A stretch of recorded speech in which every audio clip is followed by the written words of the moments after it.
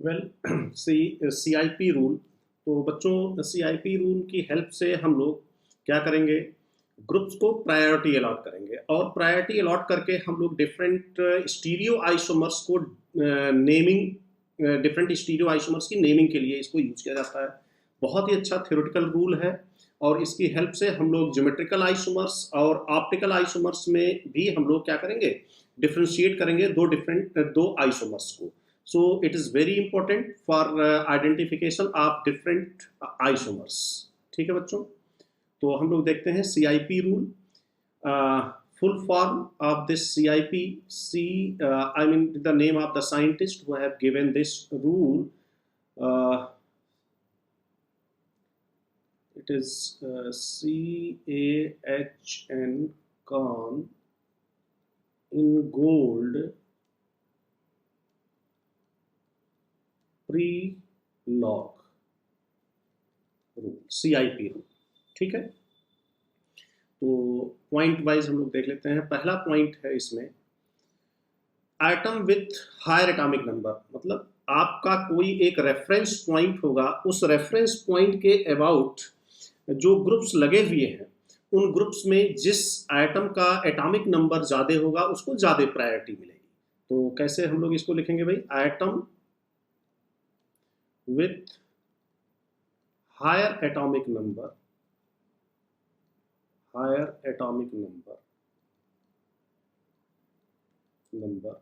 have higher priority, have higher priority।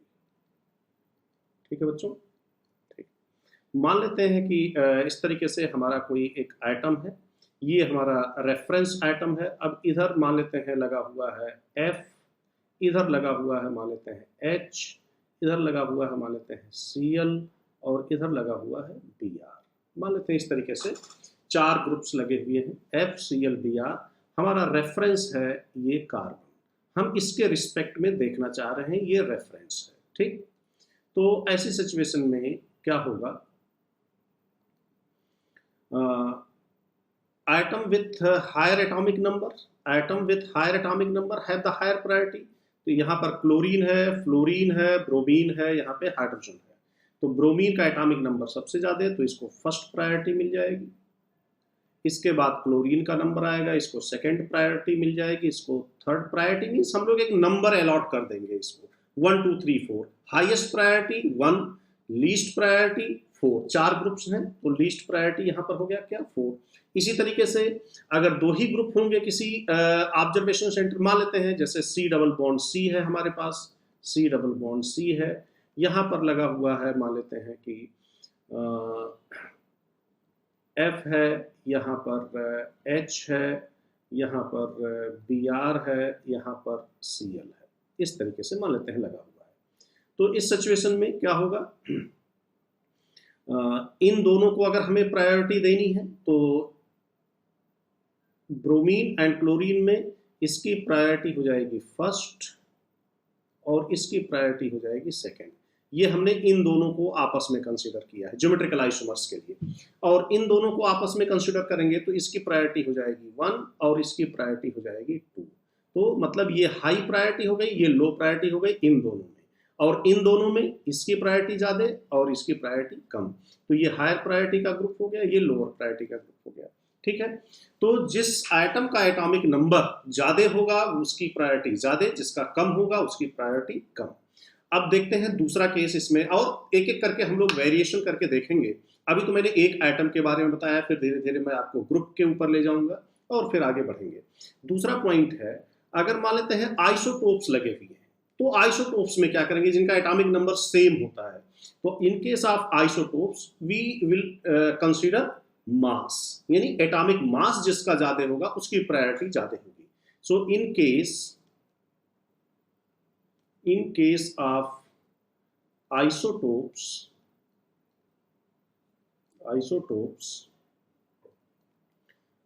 atom with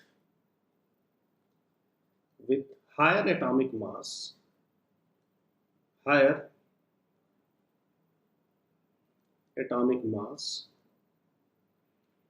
have more priority, have more priority. ठीक है. For example, if you take 3 isotopes, tritium, deuterium and hydrogen, so tritium has more than deuterium and then hydrogen. तो suppose करिए फिर से हम लोग वैसा ही एक एग्जाम्पल लेते हैं. यहाँ पर T लगा हुआ है, यहाँ पर D लगा हुआ है, यहाँ पर हाइड्रोजन लगा हुआ है और यहाँ पर फ्लोरीन लगा हुआ है. मान लेते हैं इस तरीके का कोई एग्जाम्पल है हमारे पास. तो देखिए इन सब में फ्लोरीन ये हमारा रेफरेंस है. सबसे पहले रेफरेंस डिफाइन करना बहुत ज़रूरी है हमें, और इसके बाद फिर फ्लोरीन का एटॉमिक नंबर सबसे ज़्यादा, तो यहाँ पर नंबर 1 प्रायोरिटी हो गई. अब इन तीनों का एटॉमिक नंबर सेम है तो हम लोग मास से देखेंगे तो इसकी सेकंड प्रायोरिटी हो जाएगी, बिकॉज इन तीनों में इसका मास नंबर सबसे ज़्यादा, एटॉमिक मास सबसे ज़्यादा. फिर इसके बाद इसका नंबर आ जाएगा 3 और फिर इसका. तो प्रायोरिटी का ऑर्डर क्या हो गया इसमें? F maximum, then T, then D and then H. तो ये हो गया ऑर्डर ऑफ प्रायोरिटी. ठीक है बच्चों. Okay, now come to the next point. ये थ्योरेटिकल रूल है तो इसमें काफ़ी हम लोग जो है कुछ ऐसा भी हम लोग एज्यूम करने वाले हैं जो शायद प्रैक्टिकली एग्जिस्ट ना करता हो. ठीक है, तो मान लेते हैं कि हमारे पास ग्रुप ऑफ एटम है. अभी तक मैंने आपको जो एग्जांपल बताया उसमें सिर्फ एटम्स लिए हैं मैंने, fluorine, chlorine, bromine, monovalent atoms लिया है. अब हम लोग देखेंगे कि अगर ग्रुप्स लगे हों तो क्या होगा. तो पहला point, don't consider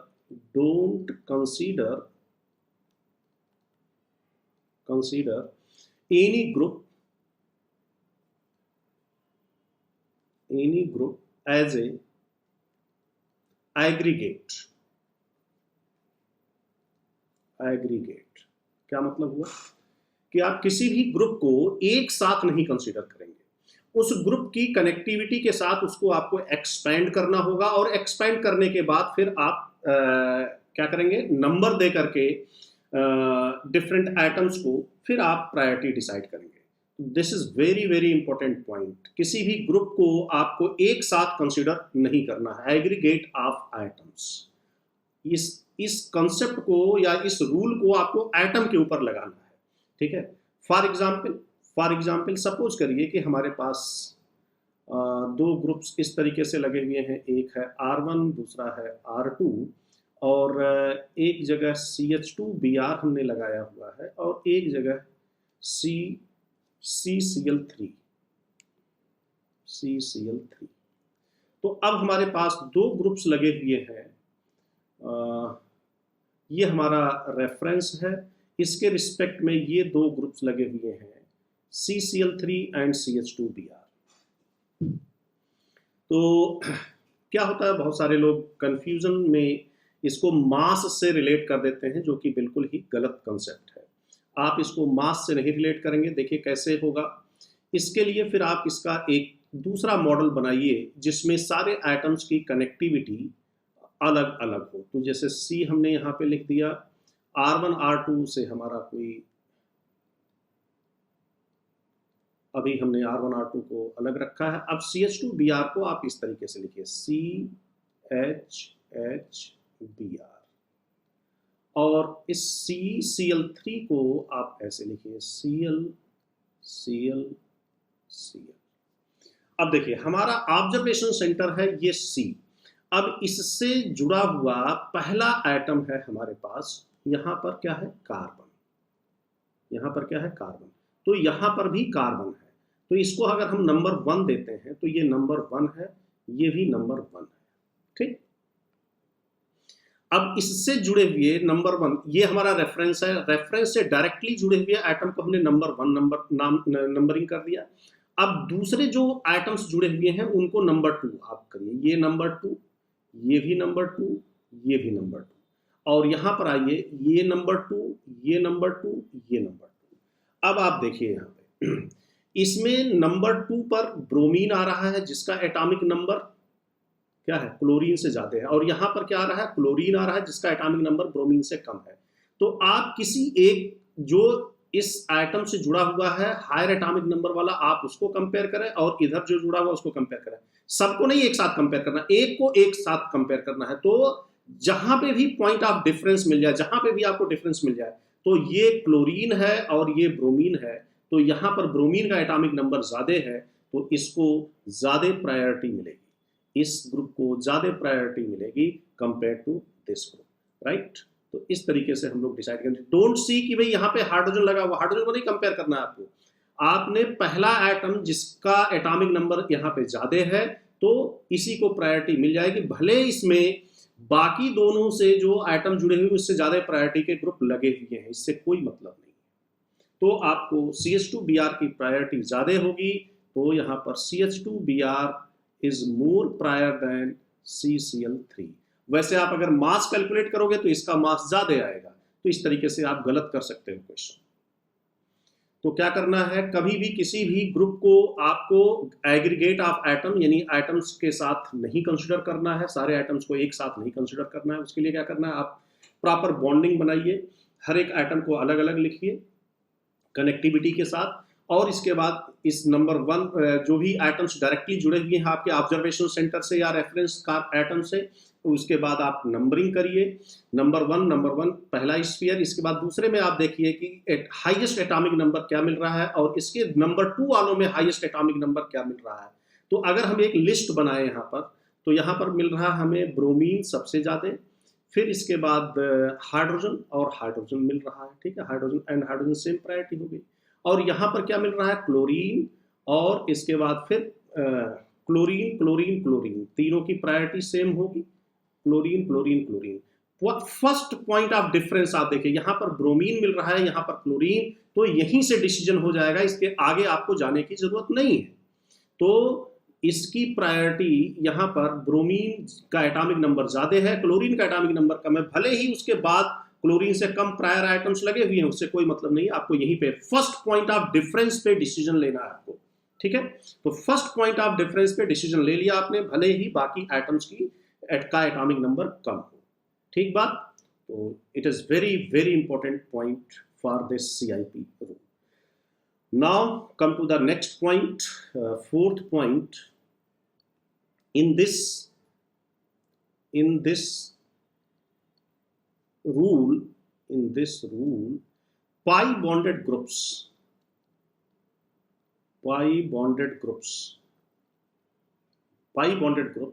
atoms are treated as follows. Groups are treated as follows. कैसे हम लोग इसको ट्रीट करेंगे, देखिए C ट्रिपल बॉन्ड N को हम लोग इस तरीके से देखेंगे, क्या करेंगे, इसमें से पाई बॉन्ड्स को हटा देंगे, और देखिए पाई बॉन्ड किसके किसके बीच में बना हुआ, कार्बन और नाइट्रोजन के बीच में, तो पहले कार्बन लिखेंगे और फिर नाइट्रोजन लिखेंगे, ठीक। सिग्मा बॉन्ड, एक सिग्मा बॉन्ड, तो ट्रिपल बॉन्ड में एक सिग्मा 2 पाई होते हैं, तो एक पाई को हटाया, इस C से क्या जुड़ा हुआ है, N जुड़ा हुआ है, तो हम लोग लिखेंगे N, और इसका तरीका है इसको ब्रैकेट में लिख देते हैं।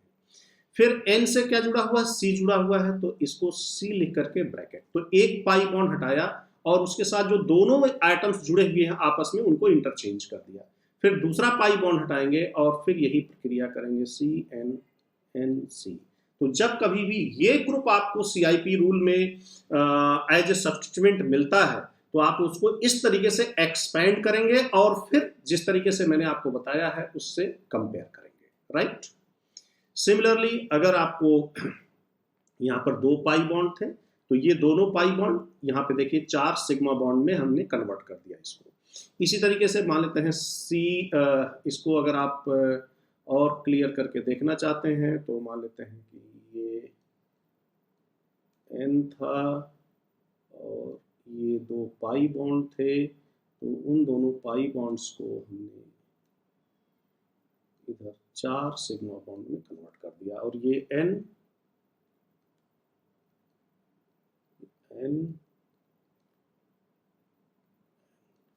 ठीक है।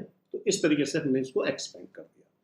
अब इसी तरीके से मान लेते हैं C डबल बॉन्ड C है, कभी भी हमारे पास C ट्रिपल बॉन्ड C है, तो इसको कैसे ट्रीट करेंगे हम लोग, इसको ट्रीट करेंगे, इसको इस तरीके से C सिंगल बॉन्ड C, सब कार्बन ही जुड़ा हुआ है C C। तो इस ग्रुप को इस तरीके से, कभी भी अगर कहीं पर COOH ग्रुप आ गया, COOH ग्रुप आ गया तो कैसे करेंगे, यहाँ पर देखिए एक पाई बॉन्ड है इन दोनों के बीच में, तो क्या करेंगे COC और इस C से एक O अटैच कर देंगे और ये OH तो एज इट इज रहेगा। ठीक, तो इस तरीके से इन दोनों के बीच में पाई बॉन्ड हटाएंगे और इस C से एक O जोड़ देंगे और इस O से एक C जोड़ देंगे। ठीक बात है बेटा, ओके। तो इस तरीके से हम इन ग्रुप्स को इस तरीके से ट्रीट करेंगे। तो अब मान लेते हैं कभी भी हमें दिया जाए कि COOCH3 और COOH, इन दोनों ग्रुप्स में किसकी प्रायोरिटी ज्यादा है, ये मान लेते हैं क्वेश्चन दिया गया कि भाई इन दोनों में किसकी प्रायोरिटी ज्यादा है। तो क्या करेंगे हम लोग, मान लेते हैं कि ये एटम है, रेफरेंस एटम है हमारा, ये R1 R2 ये लगा हुआ है और ये इस तरीके से COOCH3 है और ये COOH है। मान लेते हैं कि इसमें हमें प्रायोरिटी डिसाइड करनी है। तो क्या करेंगे हम लोग, सबसे पहले इसको एक्सपेंड करेंगे। ये दोनों से कोई मतलब नहीं, इसको एज इट इज रखिए, इसको एक्सपेंड करिए C bracket O bracket OCH3। अब देखिए यहाँ पर आपका जो रेफरेंस एटम है वो क्या है, वो रेफरेंस एटम ये है, इससे जुड़ा हुआ पहला एटम ये हुआ, तो इसको नंबर 1 दे दिया हमने। ठीक, अब इससे जुड़े हुए जितने भी एटम्स हैं उनको नंबर 2 दे दिया जाए, तो इसको नंबर 2, इसको नंबर 2 और इसको नंबर 2। ठीक है, अब देखिए अब यहां पर 2 चेन आ गई, एक चेन इधर जा रही है, एक चेन आगे एक्सटेंड हो रही है। तो चेन का भी सिलेक्शन बहुत इंपॉर्टेंट होता है कि हम इस वाली चेन पे जाएंगे या इस वाली चेन पे जाएंगे। ठीक है, तो यहाँ पर चेन का भी डिसीजन बहुत इंपॉर्टेंट होता है।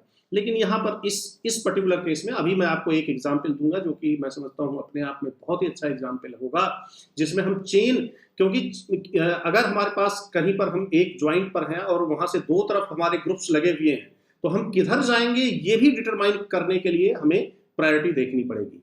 तो चूंकि यहाँ पर भी 2 है, यहाँ पर भी 2 है, नंबर 2 पे दोनों पे ऑक्सीजन है, तो ऐसी सिचुएशन में दोनों चेन यहां तक तो इक्वल प्रोबेबिलिटी के हैं। अब ये वाले जो एटम्स होंगे वो नंबर 3 पर आएंगे, तो ये नंबर 3 होगा, ये भी नंबर 3 होगा, दोनों कार्बन है, तो अभी तक चेन भी इक्वली प्रोबेबल आ रही है। अब इस नंबर 3 से जुड़े हुए जो है क्या होंगे, नंबर 4 होंगे, तो ये 4 ये 4 ये 4।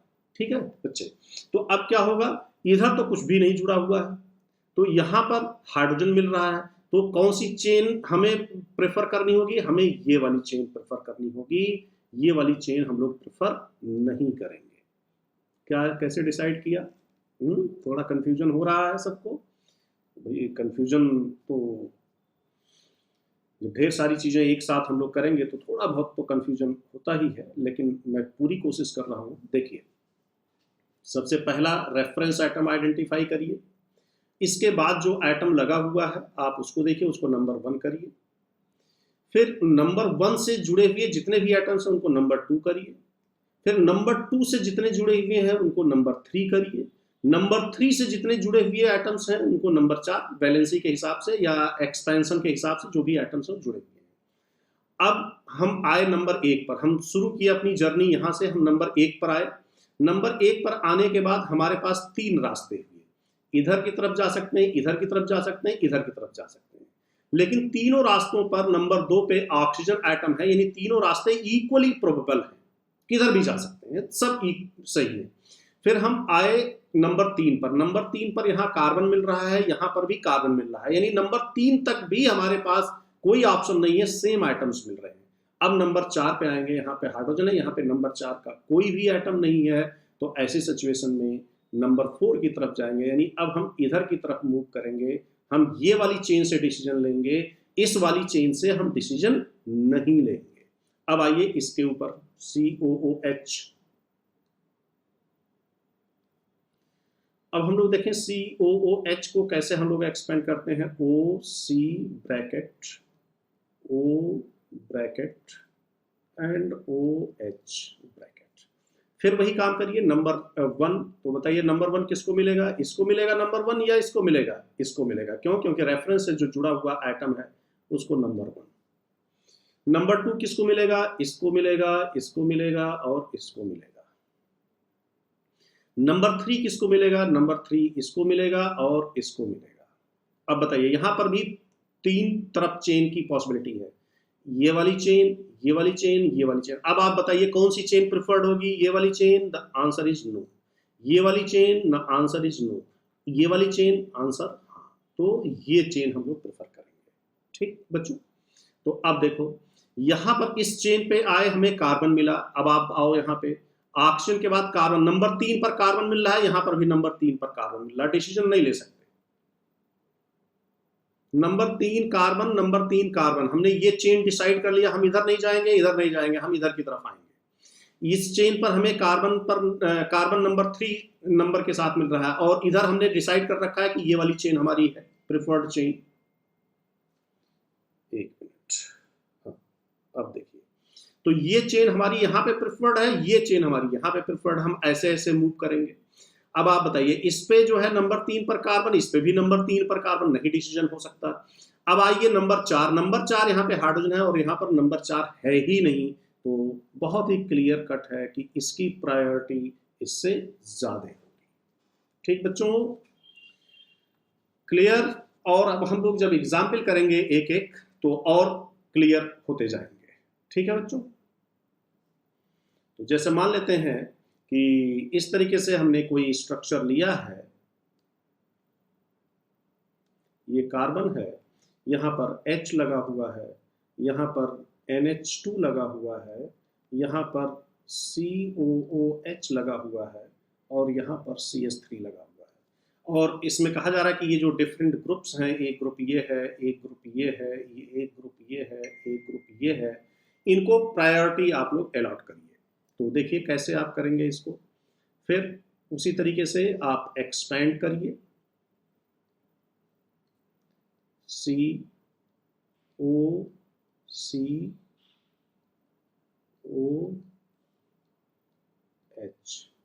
यहाँ पर तो H ही है, कोई प्रॉब्लम ही नहीं है। यहाँ पर N है, H है, H है, H है, और यहाँ पर C है, H है, H है, H है। अब आप जरा नंबरिंग करिए, नंबरिंग करिए। आपका ये रेफरेंस है तो ये नंबर 1 होगा, इधर ये नंबर 1 होगा, इधर ये नंबर 1 होगा, इधर ये नंबर 1 होगा। ठीक बात। अब जरा नंबर 1 पे प्रायोरिटी देखिए। नंबर 1 आइटम से, ये नंबर 1 आइटम है, कार्बन है, नाइट्रोजन है, कार्बन है, हाइड्रोजन है। तो बताइए किसका एटॉमिक नंबर सबसे ज्यादा हुआ? नाइट्रोजन का। तो नाइट्रोजन मोस्ट प्रायर हो गया। फिर इसके बाद कार्बन, और कार्बन आपको 2 ग्रुप्स में मिल रहा है, और सबसे कम हाइड्रोजन का हो गया। तो एक चीज तो क्लियर हो गया कि नाइट्रोजन को फर्स्ट प्रायोरिटी मिलेगी। यहां से आपने ये डिसीजन ले लिया, तो ये हो गया नंबर 1। अब रही बात बाकी, अब छोड़ दीजिए इसको, NH2 को छोड़ दीजिए। अब आइए इन दोनों में, तो नंबर 1 से हम डिसीजन नहीं ले सकते, और ये भी क्लियर हो गया कि H तो लीस्ट हो गया। अब मेन प्रॉब्लम है नंबर 2 और नंबर 3 के लिए। ठीक है, तो इसका तो नंबर 4 हो गया, इसमें भी कोई डाउट नहीं है। अब आइए आप इन दोनों में, तो नंबर 1 से डिसीजन नहीं हो सकता, तो नंबर 2 अलॉट करिए। नंबर 2 इसको मिलेगा, इसको मिलेगा, इसको मिलेगा, और इसमें नंबर 2 इसको मिलेगा, इसको मिलेगा, इसको मिलेगा। अब बताइए नंबर 2 पर यहाँ पर हाइड्रोजन मिल रहा है और नंबर 2 पर यहाँ पर ऑक्सीजन मिल रहा है, तो दूसरे से हम लोगों ने डिसीजन ले लिया, oxygen is more prior than hydrogen, number 2। तो इसका मतलब इस ग्रुप को ज्यादा प्रायोरिटी मिलेगी, तो ये हो गया नंबर 2 और ये हो गया नंबर 3। तो इस तरीके से हम लोगों ने प्रायोरिटी अलॉट कर दिया, number 1, number 2, number 3 and number 4। तो बच्चों यही काम है CIP रूल का, कि इससे हम लोग डिफरेंट ग्रुप्स को प्रायोरिटी अलॉट करेंगे। ठीक बात, ओके। अब हम लोग, मैं अगले लेक्चर में एक बहुत आई मीन डिफरेंट सा केस लेकर के, जिसमें आपको सिखाऊंगा कि कैसे हम लोग चेन का सिलेक्शन करेंगे। हालांकि एक छोटे एग्जाम्पल में मैंने आपको बताया है, लेकिन नेक्स्ट वीडियो में, नेक्स्ट एग्जाम्पल में मैं आपको और बड़ा एग्जाम्पल लेकर के उसमें चेन सेलेक्ट करना और प्रायोरिटी अलॉट करना सिखाऊंगा।